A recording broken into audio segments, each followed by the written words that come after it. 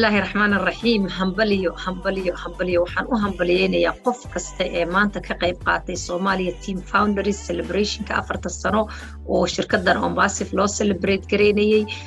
aad baan ugu mahad celinayaa waliba teamka Soomaaliya joogay ee sida quruxda badan ma aragtay maanta nooga qabtiray oo na tusay quruxda ay qiimaha ay Soomaaliya iyo dadka Soomaaliyeed ay leeyihiin keegii soo sameeyay Ombasif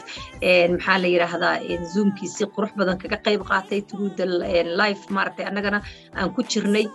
waxaan kale u mahad celinayaa gudoomiyaha Cabdi Calasow oo waqti maartay badan soo galiyay juhdigan waxaan u mahad celinayaa leaderski panelka tasaarna maartay eragoodan wada yirin noo wada maartay hambalyeeyay oo wadamada kala duwan ka socday waxaan u hambalyeeynaa qof kasta ee zoomka xaqiisa kaga jiray ee ma aragtay encouragement-iga iyo dhiirigelinta noo sameeyay iyo qof kasta oo share gareeyay dhammaan Ilaahay subhanahu wa ta'ala ma haddaas oo dhan u sugnaatay sidoo kalena waxaan u gooni si gaar ah ugu mahad celinayaa Ash oo ah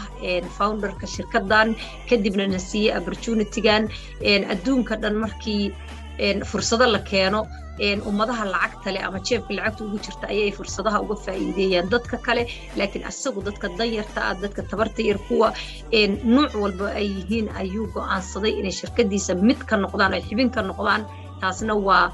value-ga ama qiimaha Ombasif ay leedahay aad baad u mahadsantiin intaas ayaan isku dayaa haddana inaan English ugu mahad celiyo. Thank you so much everyone who joined us through the Zoom, through the live and through the panel.